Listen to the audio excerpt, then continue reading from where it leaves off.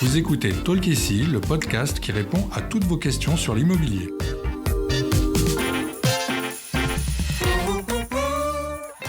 Je suis Audrey, Content Manager chez Bien Ici, et je suis accompagnée aujourd'hui par Daryl, commercial spécialisé sur l'immobilier neuf. Bonjour Daryl. Bonjour Audrey. La construction immobilière reste parmi les activités ayant l'impact carbone le plus important. Des efforts sont pourtant faits au quotidien et nous allons parler de l'une de ces démarches pour construire plus vert, les écoquartiers. Alors pour commencer, Daryl, est-ce que tu peux nous expliquer qu'est-ce qu'on appelle un écoquartier ? Oui, bien sûr. La démarche écoquartier, elle est née en 2012 et en fait, elle résulte de discussions du Grenelle de l'environnement de 2007 et de la loi qui a suivi. À cette occasion, de nombreuses discussions et décisions politiques avaient permis de définir les grandes lignes de l'avenir écologique de la France, notamment pour la réduction des émissions de gaz à effet de serre, de l'amélioration de l'efficience énergétique et la restauration de la biodiversité. En clair, Écoquartier va mettre l'accent sur la nouvelle manière de concevoir, de construire et de gérer la ville dans un but durable.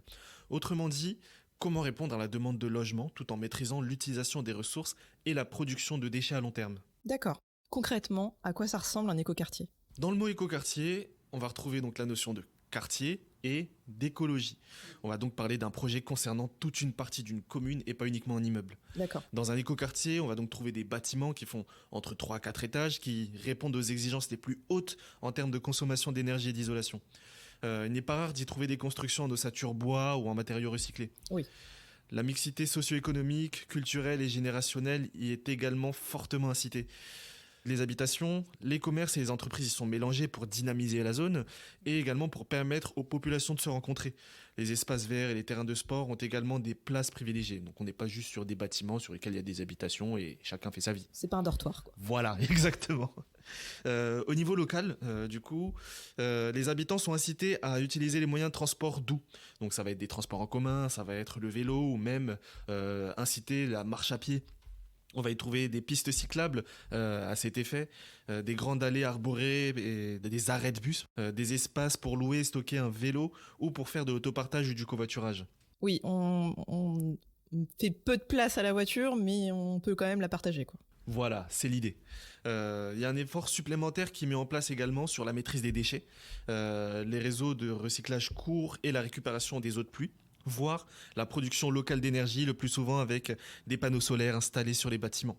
On y trouve donc une volonté forte de préserver ou de réintroduire la faune et la flore locale. Ok. En raison de toutes ces particularités, les nouveaux habitants d'un écoquartier bénéficient d'un véritable accompagnement pour bien intégrer le fonctionnement du quartier. Ok.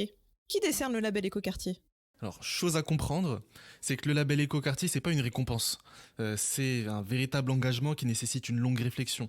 Donc, ce sont les collectivités territoriales, les aménageurs, parfois même des collectifs de citoyens qui sont à l'origine de la demande de labellisation. D'accord. Ensuite, le dossier il est repris par des experts, des commissions régionales et nationales qui accordent les différents labels.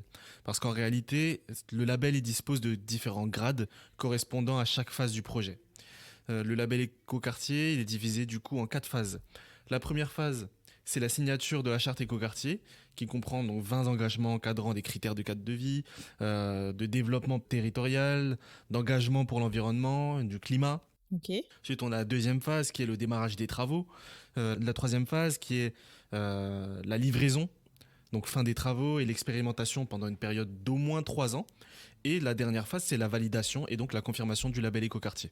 D'accord. C'est le diplôme, quoi. Voilà, c'est ça. Donc les signataires de la charte ne disposent d'aucune aide publique, mais l'État propose un accompagnement gratuit avec des formations, des conseils à chaque étape du projet. On peut trouver plusieurs informations, même toutes les informations sur écoquartier.logement.gouv.fr. Est-ce qu'on a un bilan de cette opération ? Bien sûr, depuis la mise en place du label, donc il y a 10 ans, plus de 257 000 logements durables ont été construits ou rénovés en accord avec les principes du développement durable et de bonne gouvernance. En 2022, aujourd'hui, 14 écoquartiers sont titulaires du label étape 4, soit l'étape la plus haute. 74 sont à l'étape 3 et 210 sont à l'étape 2. Oui, donc le projet prend de plus en plus d'ampleur. Oui, clairement.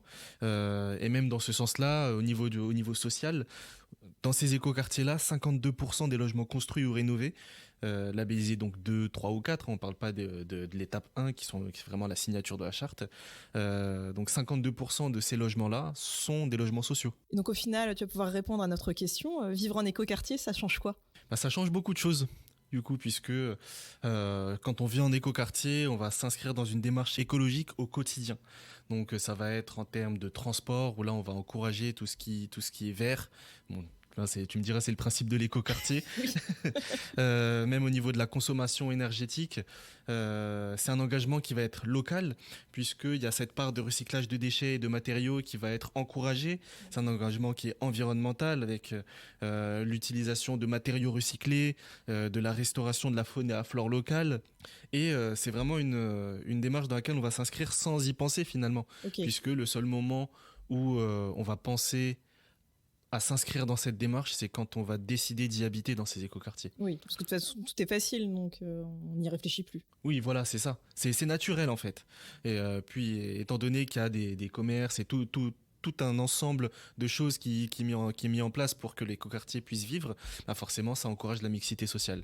Et on pourra aussi bien trouver des logements sociaux avec des personnes qui correspondent à cette classe populaire-là, tout comme ils vont aller aux mêmes écoles que des personnes qui sont plutôt aisées et qui ont un mode de vie qui est complètement différent, finalement. Oui.